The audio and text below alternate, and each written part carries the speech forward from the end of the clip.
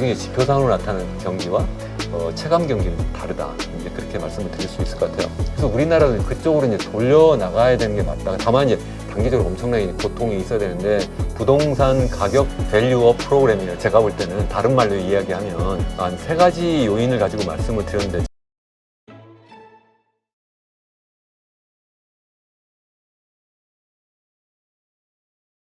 금융권에 대한 규제화나 이러저러한 것들로 인해서 사실 또 당선되니까 뭐 저 은행주들, 금융주들이 거기도 뭐 10몇 %씩 막 폭등을 해버려가지고 하여튼 금융이 미국이 워낙 강한 곳인데 그 금융권들을 활용해서 무엇인가를 벌릴 수 있다. 일단 그런 뭐 여러 가지 걱정들 속에서 일단 우리는 가운데 좀 뭐랄까 고래 싸움에 낀 새우 뭐 이렇게 표현을 해야 될까요? 우리 한국 경제 참 어려울 것 같은데 그럼 우리는 어떻게 이 경랑 속에서 살아남을 수 있을까? 그게 정말 이제 어려운 질문이에요. 예. 뭐 쉽게 이야기하면 일부에서 그러니까 내수 시장을 키워야 된다 이렇게 이야기를 하세요. 내수 시장을 어떻게 키우죠? 이미 가계부채가 풀인데. 그러니까 이 내수 시장을 키우려면 원천적으로 일단 어려워요. 왜냐면 우리나라는 조그만 땅덩어리에 많은 사람이 모여 살아요. 그러니까 인구 밀도가 엄청나게 높은 나라예요. 그러니까 갖고 있는 자원이 없어요. 그러면 어떻게 해요? 결국은 해외에서 자원을 사가지고 와야 되잖아요. 자원을 사오려면 어떻게 해야 되죠? 결국 그것을 살 수 있는 돈을 어디서 벌어와야 되잖아요. 그게 수출인 거예요. 수출 안 하고 우리끼리 생산해서 우리끼리 뭐 소비한다? 그게 이제 내수 시장을 키운다는 건데 그게 원천적으로 불가능하다. 우리가 필요한 그 원자재를 원유부터 시작해가지고 각종 그런 원자재를 식량도 마찬가지고 이런 것을 사오는 것이 일단 결국은 해외에서 그 달러를 벌어들이기 위해서 그리고 또 수출을 그래서 하지 않으면 안 된다는 거고 그게 아니라도 지금 대표님 말씀하신 것처럼 결국은 이제 내수를 키우기 제일 좋은 방법은 뭐냐면 결국은 건설 투자를 이제 활성화시키는 거예요. 왜냐하면 내수하면 결국 두 가지, 하나는 소비 수요를 키우는 거고 또 하나는 이제 투자 수요를 이제 키우는 거거든요. 그러면 결국은 투자 수요는 그 속에 보면 건설 투자가 있고 그리고 이제 설비 투자 그리고 R&D 투자가 있어요. 우리나라는 특이하게 이제 GDP에서 이 투자가 차지하는 비중이 한 31% 정도 되는데 그 중에 거의 절반 가까이 한 15%가 GDP 대비 한 15%가 건설 투자인 거예요. 이거는 많아도 너무너무 많아요. OECD 기준으로 이렇게 많은 그러한 소위 얘기하는 건설 투자를 하는 나라가 없어요. 그래서 이게 정말 잘못됐다 제가 그렇게 말씀을 계속 드리고 있는 건데 그 상태에서 계속 이걸 또 키우려면 결국은 사람들이 결국 빚을 내서 집을 사주지 않으면 그게 안 되잖아요. 그렇죠. 그 정책을 계속 쓸 수 있을까? 그게 불가능하다는 말씀을 이제 드리는 거고 아니면 그 소비라도 계속 늘려야 되지. 소비를 어떻게 늘려요? 이미 가계부채도 많이 늘어나고 해가지고 전부 빚더미에 올라앉아 있는데 그게 어떻게 가능하죠? 그래서 거의 불가능하다. 그래서 결국은 수출을 어떻게든 이제 늘려나가야 되는데 제가 생각할 때는 보면 뭐 우리나라가 전혀 뭐 수출을 모든 걸 다 못하는 건 아니잖아요. 어쩌면 그 트럼프라고 하는 그러한 대통령 이제 당선자 이제 차기 대통령은 이분은 이제 사업가잖아요. 네. 그러니까 무조건 우리를 죽이려고 하는 게 아니라 자기들한테 이득이 되면 우리도 살 수 있는 길이 있는 거예요. 그래서 미국하고 우리나라가 서로 윈윈할 수 있는 그러한 분야. 그래서 아까 뭐 잠깐 이야기하신 것처럼 뭐 예를 들어서 뭐 우리가 생각해 볼 수 있는 게 뭐예요? 방위산업이라든가 아니면 원자력이라든가 뭐 이런 쪽 같은 경우에는 뭐 미국하고 잘 협력할 수도 있지 않을까 뭐 이런 생각도 좀 해보고 그거 아니라도 뭐 반도체도 마찬가지로 그 뭐 미국이 지금 아직 그 충분한 그 자생력이 없는 상태에서 우리가 충분히 협력할 수 있는 공간이 좀 있다고 생각을 하거든요. 뭐 그런 것들을 우리가 적극 찾아보는 게 좋겠다. 이제 그런 생각이고 뭐 원론적으로는 뭐 시장 다변화를 해야 된다. 그래서 뭐 그럼 다변화를 어디로 할 거냐?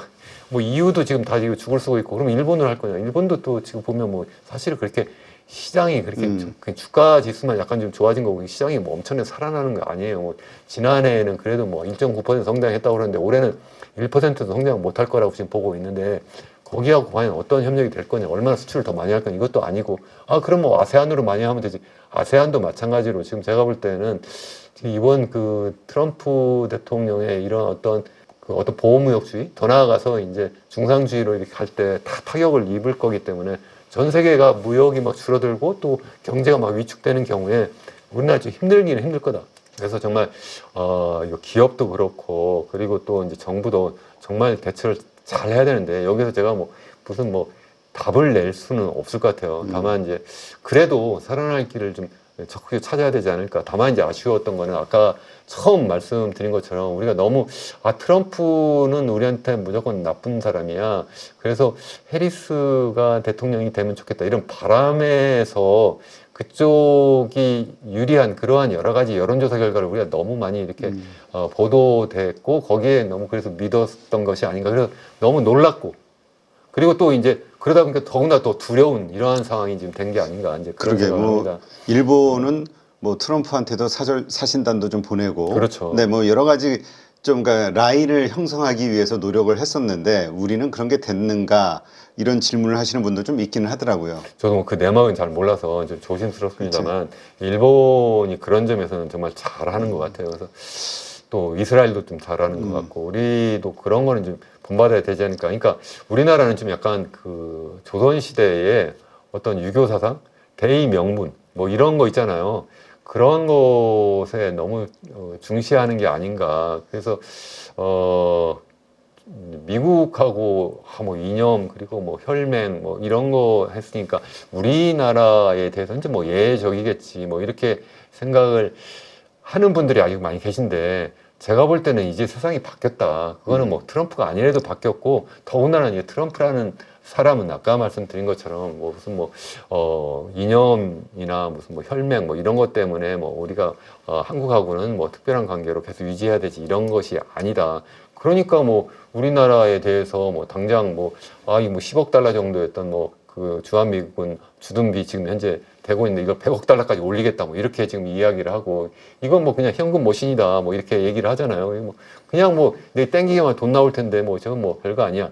이 물론 협상의 어떤 카드로 그렇게 하는 것 같아요. 이분이 제일 그 정말 많은 어떤 그 자기의 어떤 사업 그 철학과 어떤 전략을 배운 것이 손자병법이라고 하잖아요. 손자병법이 뭐예요? 이분은 그냥 적이든 아니면 상대방에서 굉장히 혼란스럽게 뭐 그냥 그렇게 막 만드는 거여서 막 일단 던져놓고 그래서 이거 뭐야 뭐 이렇게 해놓고 그런 다음에 협상을 이렇게 또 들어가는 거기 때문에 우리도 그래서 좀 약간 그 전략적으로 그 약간 우리도 비즈니스맨 그러한 사고를 좀 해야 되지 않을까 좀 그런 생각합니다. 네. 자, 일단 우리 한국 경제 여러 가지로 좀 걱정이 되는 상황인데 일단 그렇지 않아도 우리 경기 침체가는 거 아니냐. 물론 이창용 한국은행 총재는 그렇지 않다라고 부인을 하긴 했습니다만 어떻습니까? 지금 우리 한국 경제 과연 경기 침체가 올 것이냐. 여러 가지 좀 어려운 문제들이 많이 있죠. 일단 그 미국 경제 측면에서 보면 굉장히 호황이잖아요. 그런데 미국인들이 이번에 트럼프 후보를 대통령으로 당선시킨 이유 물어보면 제일 첫 번째가 뭐냐면 경제예요. 경제가 너무 어렵다. 되게 이상하잖아요. 그렇게 막 성장률이 뭐 지난해도 뭐 2.9% 하고 올해도 지금 뭐 거의 비슷하게 할 거라고 하고 그리고 뭐 실업률은 뭐 거의 완전 고용 상태로 지금 떨어져 있는 상태고 더구나 물가 상승률도 지금 뭐 거의 이제 2%대로 이렇게 가고 있다는데 이게 뭔 얘기야 이렇게 생각하실 수도 있잖아요. 근데 일반인들 입장에서 생각하면 그게 아닌 거예요. 지금 보면 사실은 이 물가 상승률은 떨어졌지만 물가는 이 코로나 이전에 비하면 높아도 지금 너무 높아요. 뭐 생활 그 여러 가지 이제 물가는 거의 2배 이렇게 올랐다고 봐도 거의 과언이 아니라고 생각을 하고 또 뿐만 아니라 이 경제적인 측면 활동하는 측면에서도 보면 소위 부자들과 그리고 일반 가난한 사람들하고의 그 양극화가 너무 심화돼 가지고 그래서 일반인들이 느끼기는 물가도 많이 오르고 내가 소득도 상대적으로 많이 이렇게 나빠졌다. 이게 다 뭐 때문이냐. 바이든 행정부가 다 이렇게 만들었고 또 외국에서 그런 노동자들이 많이 들어와서 그렇고 또 중국 같은 나라에서 그런 싼 물건이 많이 들어와서 그렇다. 이런 이야기거든요. 제가 이제 그 얘기를 굳이 하는 이유는 한국도 마찬가지라는 거예요. 한국도 생각을 해보면 실제 생각해 보세요. 물가도 뭐 지금 잡혔다 이렇게 하지만 올라간 게 떨어지는 게 아니잖아요.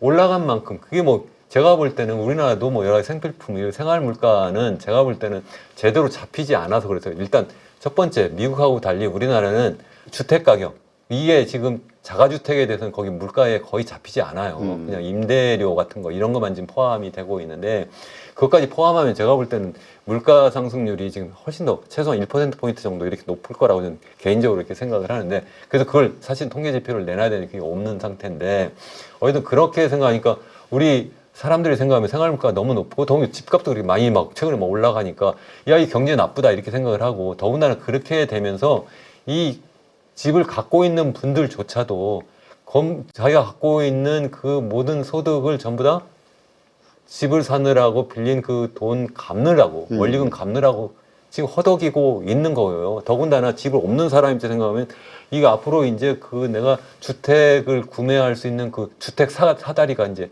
끊어져 버린 상태이기 때문에 더더군다나 상대적 박탈감도 느끼고 그래서 이게 거시지표상으로 보면 뭐 2.4%였다가 뭐 이창용 총재는 올해만 2.2%, 2.3% 정도 성장할 거다. 그러니까 이거는 완전 고용 상태가 우리나라 한 2.0% 정도라고 보고 있는데 그보다 높으니까 괜찮을 거야 이렇게 말씀을 하시지만 일반인들이 생각할 때는 아니라는 거예요. 그러니까 체감하는 경기와 우리 거시경제 지표상으로 나타나는 경기는 다르다. 더군다나 그게 2.4%가 됐든 뭐 3%, 2%가 됐든 이거는 왜 그러냐면 수출이 지난해에 비해서 굉장히 좋아진 거예요. 지난해 수출이 워낙 나빴기 때문에 기저효과도 있고 해서 수출이 잘 돼서 이게 좀 전반적으로 좋은 것 같이 이렇게 보이지만 이제 내수를 보면 이게 그렇게 좋지 않다. 이게 소비가 뭐 그래도 지난 3분기가 약간 다시 좋아졌다고는 그렇게 해요. 뭐 1.5% 정도 지난해에 비해서 상승했다. 뭐 그렇게 이야기를 하는데 전반적으로는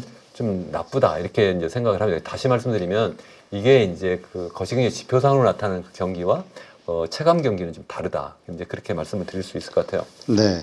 자, 그렇다면 지금 가장 크게 꼽는 한국 경제의 약점이 가계부채, 그 다음에 이 부동산 주택 가격 이 부분을 꼽고 있잖아요. 이것이 이 트럼프 왜냐면 트럼프 당선 이후에 계속해서 강달러가 되지 않겠냐.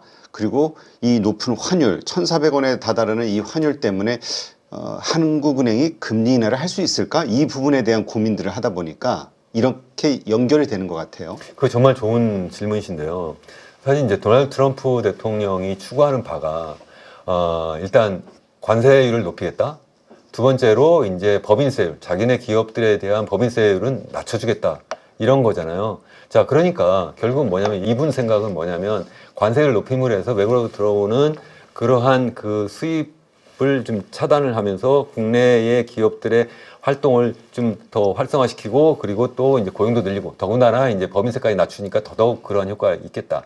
그래서 이제 이분 생각은 뭐냐면 관세율을 높이니까 관세 수입이 좀 크게 늘어날 거고 그러면 이제 법인세율을 낮춰도 그래도 그거 일부 이제 갚아 나갈 수 있을 거다. 이제 어느 정도 보완할 거라고 생각하는데 그게 충분하지 않죠. 그 여러 가지 이제 뭐 계산하는 그러한 연구 보고서도 나오고 그랬는데 그게 충분하지 않을 거라고 이제 생각을 하고 그러니까 결국은 뭐냐면 부족한 부분은 결국은 국채 발행을 해야 되는 거예요, 또. 그렇죠. 그 국채 발행이 그래서 아마 역대 최고가 될 거다. 그래서 뭐 지난해 그 바이든 행정부에서 지난해에 정부 부채가 한 1.7조 달러 정도 됐거든요. 올해는 한 1.8조 달러 정도 될 거라고 생각하는데 제가 볼 때는 이제 트럼프 행정부에서는 그거보다 더 이제 그게 사상 최대예요. 그게 사실은 예전에 뭐 2008년, 2009년 그 글로벌 금융위기 때도 그 정도 되지도 않았어요. 그거 한 절반 정도밖에 되지 않았는데 이제는 이거보다도 더 높은 뭐 2조 달러 이상씩 매년 이렇게 결국 적자를 내면 그 적자 냈다는 거 뭐냐면 그만큼 결국 국채를 발행하는 거고 국채를 발행하게 되면 당연히 어떻게 되겠어요? 이 국채 수익률이 높을 수밖에 없고 국채 가격이 떨어지는 거고 그러니까 시장 금리도 높아질 수밖에 없는 거고 더군다나 지금 관세를 부과하게 되면 수입 물가가 이제 높아지고 그래서 전반적인 인플레이션이 다시 살아날 수도 있기 때문에 미국 연준의 입장에서 생각하면 어떻게 되겠어요? 당연히 시장 금리 내지 슬금슬금 올라가고 있는 상태에다가 더군다나 지금 이 수입 물가가 높아지면서 인플레이션도 다시 높아질 수 있는 그러한 상황인데 더군다나 지금 뭐 주식 가격 같은 거 뭐 펄펄 날고 있는데 여기 이 상태에서 금리를 빨리 낮추자 이러겠어요? 기준금리 못 낮출 것 같아요. 제가 볼 때는 제가 연준에서 만약에 연준 의장이나 뭐 아니면 FOMC 위원이라면 저는 당분간 안 낮출 것 같은데 낮춰도 뭐 그냥 정말 살살 조금씩 이렇게 간을 봐가면서 낮출 것 같은데 우리나라 같으면 그럼 어떻게 하겠냐는 거예요. 결국은 이게 미국의 그러한 고금리가 계속 유지가 되면 미국의 달러가 또 강해질 거고 이게 강달러가 되고 그 얘기는 우리나라 원화가 상대적으로 약화될 거예요. 더군다나 그렇게 되니까 또 우리나라의 입장에서 생각하면 이게 그러니까 그 환율이 높아지면서 우리나라 수입 물가는 또 비싸지니까 우리나라 입장에서도 또 인플레이션율이 다시 또 높아질 가능성이 있는 거예요. 그러니까 우리 그 한국은행 입장에서 생각하면 통화정책을 수립할 때 물가를 봐야 되는데 물가도 슬금슬금 높아질 수 있겠다 이런 걱정을 할 수밖에 없는 거고 또 하나는 뭐냐면 이 외환시장이에요. 자산시장은 보면 우리나라의 자체 국내 금융시장도 있지만 외환시장도 거기 자산시장인데 그 자산시장이 또 불안한 거예요. 근데 만약에 금리를 또 낮춰봐요. 3.5에서 3.25로 낮췄는데 계속 빠르게 낮춘다고 하면 어떻게 되겠습니까? 당연히 그러면 다시 또 이게 물가를 다시 또 자극할 수도 있고 뿐만 아니라 지금 가뜩이나 지금 환율이 1,400원을 넘어버렸어요. 이거는 정말 사상 최대치예요. 그러니까 우리 그 1997년, 98년 외환위기 이후에는 정말 사상 최고치로 지금 막 이제 올라가고 있는 이런 상태인데 이 상태에서 만약에 우리나라 그 기준금리만 낮춘다? 이 낮춰버리면 어떻게 되겠습니까? 그럼 환율이 더 발작을 이렇게 되면 안 될 거기 때문에 그렇게 쉽게 낮추지 못할 거다. 그 얘기는 일부에서 결국은 이제는 금리를 본격적으로 낮출 거야. 그러니까 금리가 낮아지면 뭐 시장 금리도 낮아지고 그래서 뭐 이게 부동산 가격이 높아질까 뭐 이렇게 생각하는데 저는 그렇게 될 가능성이 크지 않다. 저는 개인적으로 생각을 합니다. 네. 자, 그렇다면 우리 한국 경제 이제 지금 일단 수출과 관련해서는 우리가 계속해서 그 성장세를 이끌어낼 수 있을까? 우리 GDP가 계속 그 경제 성장률이 올라갈 수 있을까? 앞으로 우리 지금 목표가 2.6이었나요? 그 예상 경제 성장률? 처음에는 2.6이라고 이제 했었고 그게 이제 정부는 2.6이라고 했었고 이제 KDI는 2.5까지 얘기를 했고 이제 한국은행 2.4까지 했다가 이제 더 떨어질 수도 있겠다 뭐 이러고 있는 거죠. 그러니까 이건 이제 내년도도 그렇고요. 어떻게 우리 경제 성장이 흘러갈 것이냐 이 부분은 어떻게 보세요? 그건 이제 단기적인 측면과 이제 장기적인 측면이 있는데 단기적인 이제 경기 변동, 우리 단기적으로 이제 어떤 GDP 성장률과 뭐 실업률 변동 이걸 갖다 우리가 경기 변동이라고 그래요. 비즈니스 사이클이라고 얘기하는데 경기 변동 측면에서 보면 지난해 이제 굉장히 나빴잖아요.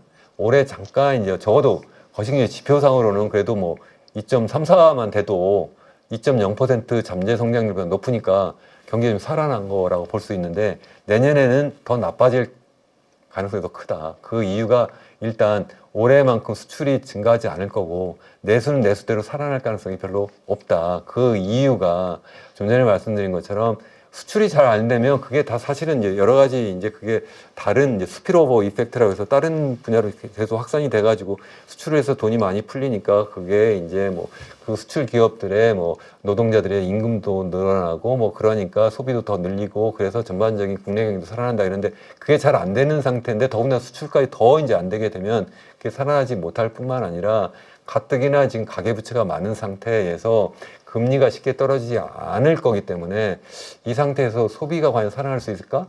아니면 그러면 뭐 소위 그 투자 측면에서 볼 때 소위 얘기하는 건설 투자가 그럼 적극적으로 살아날 거냐? 지금 계속 마이너스인데 이걸 플러스로 돌릴 수 있을까? 플러스 돌리기만 하면 가계부채가 다시 또 틀 거기 때문에 그거 쉽지 않을 거다. 그럼 설비 투자하고 R&D 투자를 늘리는 게 제일 이제 정상 답이에요. 그게 이제 중국이 하는 거예요. 중국은 계속 이 소위 건설 투자는 한때는 우리나라처럼 높은 적이 있었어요. GDP 대비 한 15%된 적이 있었어요.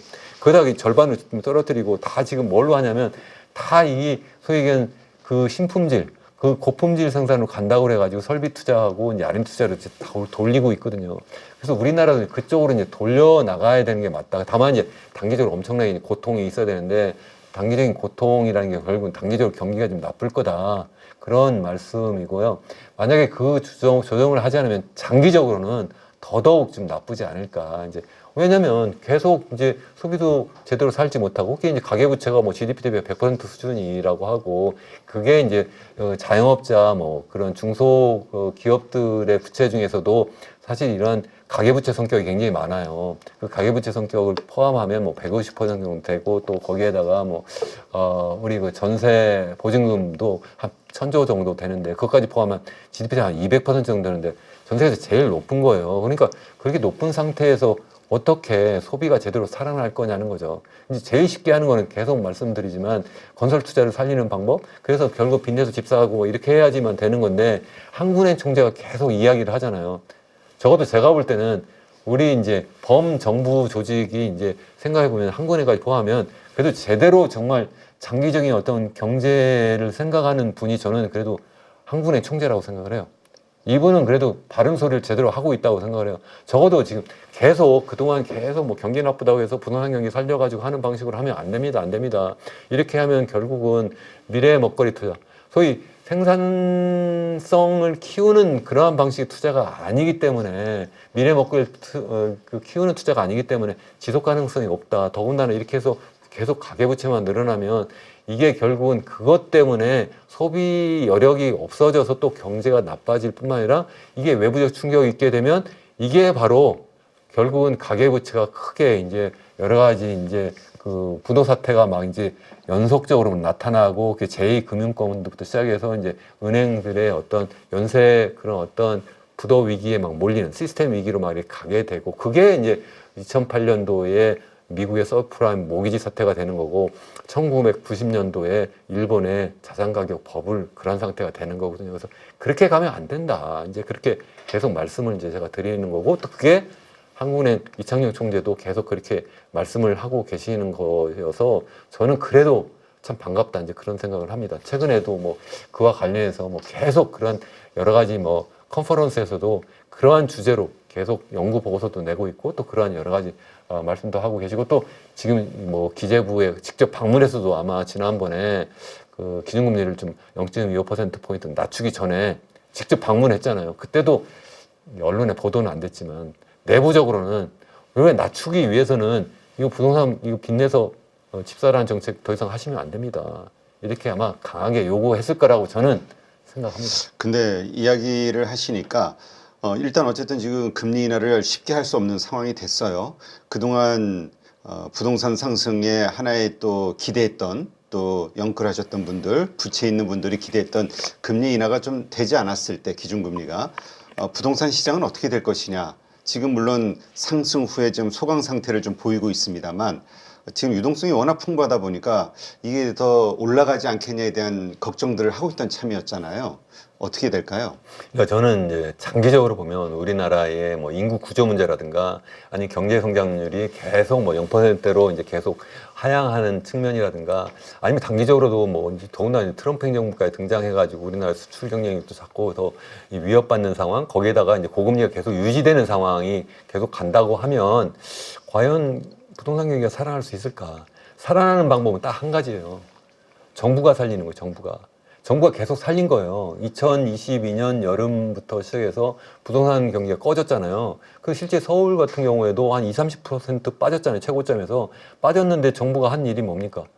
결국은 빚내서 집 사라는 정책을 쓴 거예요. 그래서 특례 보금자리론 40조 원부터 풀기 시작해가지고 그래서 이제 푸니까 다시 또 살아나다가 또 한 9월 후반 정도 되니까 그게 이제 다 소진이 되니까 다시 또 빠지기 시작하니까 다시 또 올해 뭐 신생아 특례 대출부터 27조 풀기 시작하고 그거 말고도 뭐 디딤돌 대출, 뭐 버팀목 대출 해가지고 총 55조 원을 지금 풀고 있어요. 이렇게 계속 푸니까 그러니까 마치 부동산 경기 말이 살아나는 것처럼 보이는데 정부가 억지로 이 기업들, 이 건설 분야에 있는 뭐 시행사라든가 아니면 소위 건설회사들이 지고 있는 그 부채를 그것을 갖다 그냥 내버려 두면 걔들이 무너지면 그게 부동산 PF의 부도 사태잖아요. 그것을 갖다가 다 어떻게 하냐면 그 부채를 다 어디로 옮겼어요? 가계부채로 옮긴 거예요. 쉽게 얘기하면.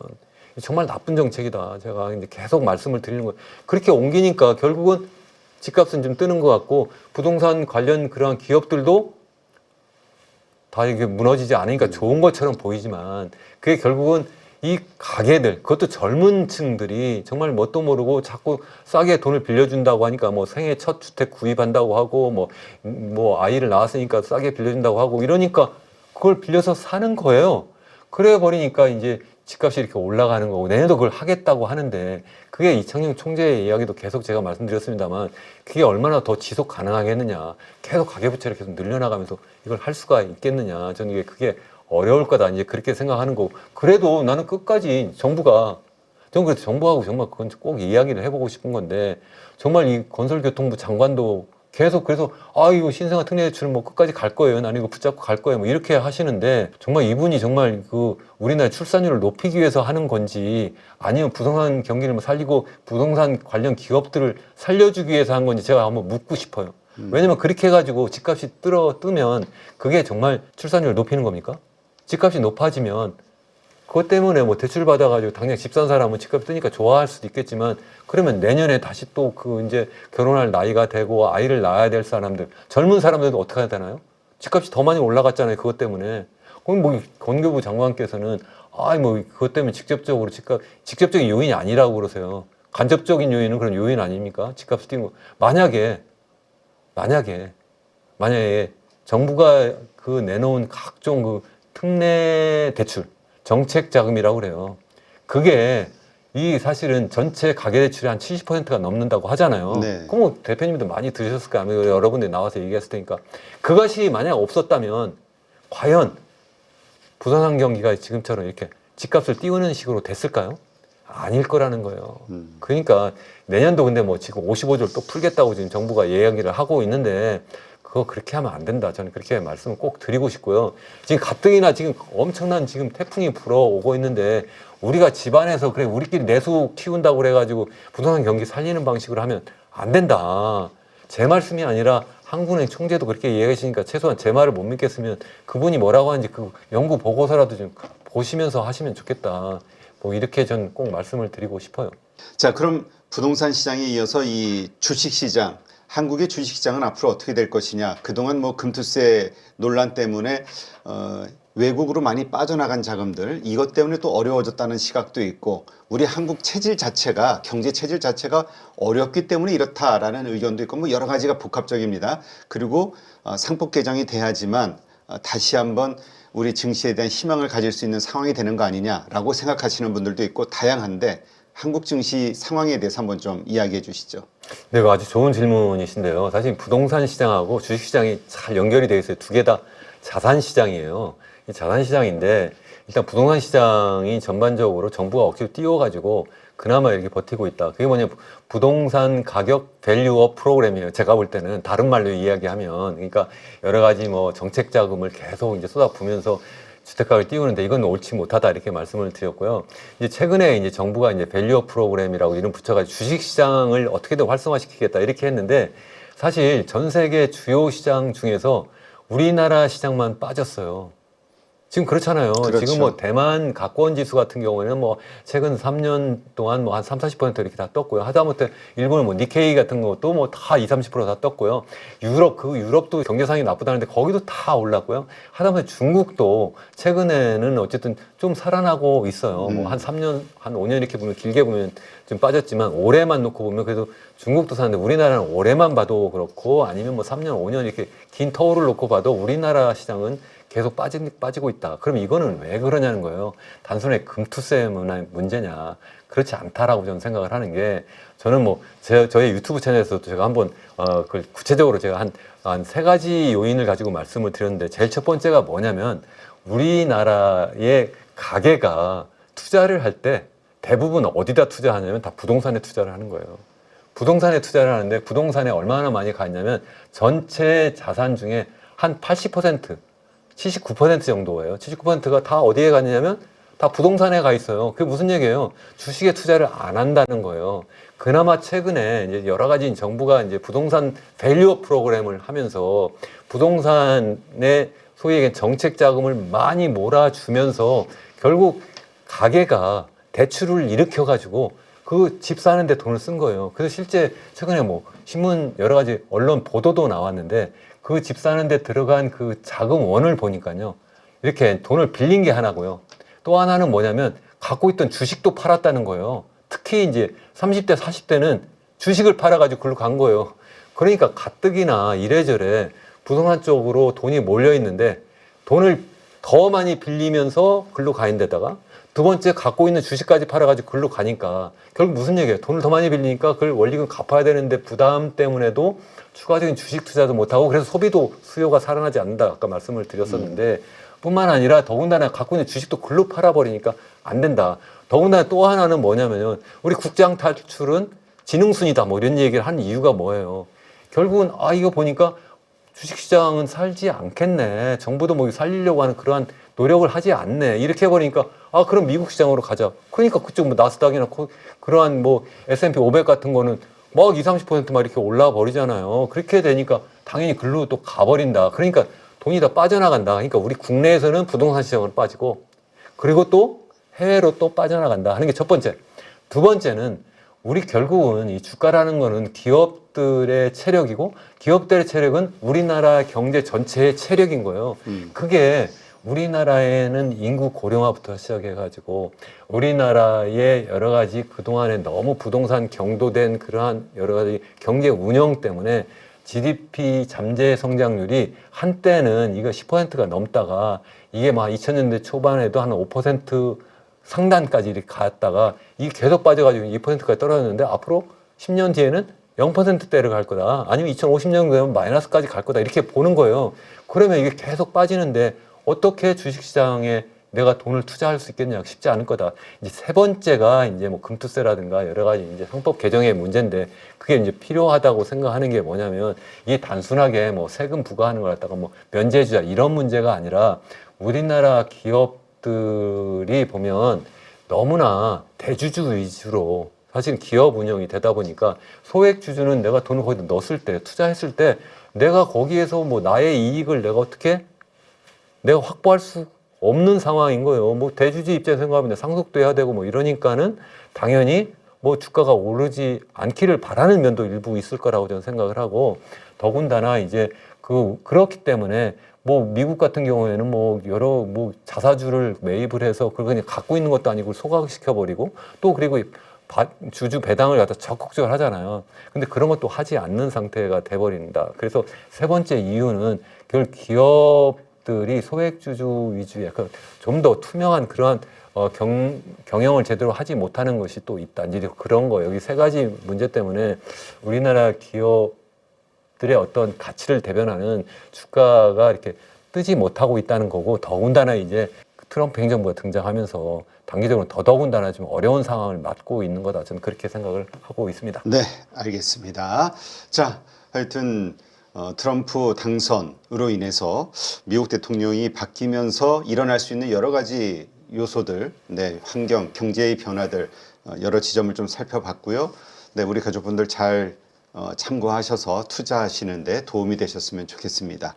오늘 수고하신 이현웅 교수님 고맙습니다. 네, 감사합니다.